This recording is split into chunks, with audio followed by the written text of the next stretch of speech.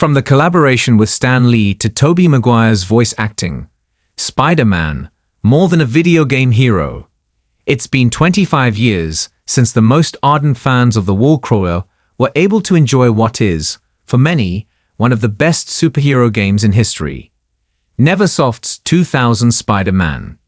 In fact, on August 30, we will be able to celebrate its anniversary. A lot has happened since then. During these 2.5 decades, our friendly neighbor has starred in more than 20 different video games, from the classic Spider-Man, the movie on PlayStation 2 to Insomniac Games' new trilogy. In fact, it is the latter that has made us remember the wall-crawler, since on January 30, 2025, we will finally be able to enjoy Marvel's Spider-Man 2 on PC. It is certainly very welcome news, as with its arrival we can finally say that the saga is complete on PC. However, we will reserve that question for another day, since today we prefer to focus on Spidey's journey in the video game industry. And this has much more background than it might seem, since its first game is 43 years old. Spider-Man, the origin of a hero also on console. It all started in 1982, when Parker Brothers decided to publish the first Spider-Man game. Available only for the Atari 2600, it starred in one of the most curious advertisements I have seen in a long time. After all, it's not every day you see Spider-Man fighting the Green Goblin through a video game console that ends up causing the latter to fall from a skyscraper. The video tried to recreate the gameplay, since it was all about climbing towers while dodging various obstacles. Its name was simply Spider-Man, and although today it is nothing special, we must bear in mind that in its time it was a great novelty. Soon many other games appeared, such as Quest Pro featuring Spider-Man. It wasn't very good, but it was quite unique. In fact, it's one of the strangest I remember. After all, it's unusual for someone to dare to make a conversational adventure of a superhero without action, just dialogues and still images. It was released in 1984 and was not the first in the series. Before Spider-Man, Hulk had his own Quest Pro game, which seems even stranger. The series continued with a third installment starring the Human Torch, but we'll leave that for another day. The fact is that Spider-Man triumphed. His popularity as a star served him well on most occasions, making many of his games sell relatively well. Thus, for some 20 years, we were able to enjoy almost 24 video games. Now, he did not star in all of them.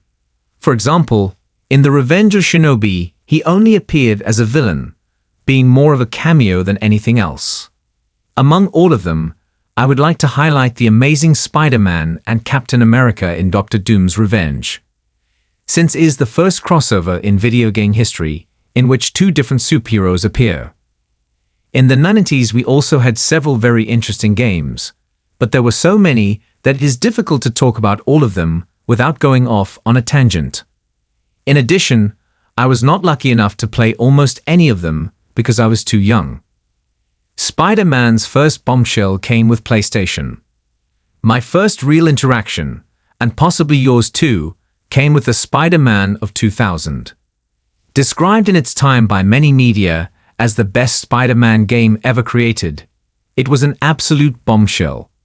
The PlayStation version stood out especially, being the one that received the most praise and prominence. After all, it was the first 3D game starring the wall-crawler. The overall concept, however, was quite simple. Spider-Man is framed by a double and becomes a wanted criminal.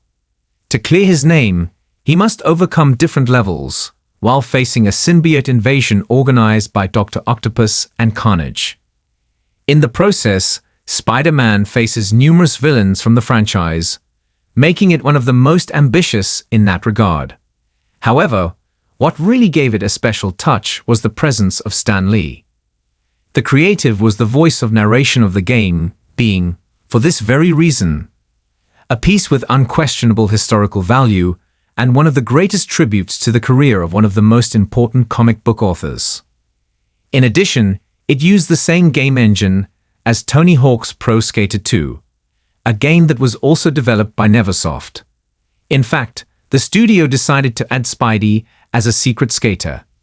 Back to the topic at hand, the game was a success. Spider-Man 2. The Sinister Six, exclusive to Game Boy Color. Spider-Man 2. Enter Electro, exclusive to PlayStation, and Spider-Man, Mysterio's Menace, exclusive to Game Boy Advance. And then a new era began. In 2002, Sam Raimi joined forces with Tobey Maguire and gave birth to a cinematic trilogy unparalleled at the time. Its success prompted Activision, which owned the rights at the time, to get the ball rolling so quickly that it even managed to release a game that same year.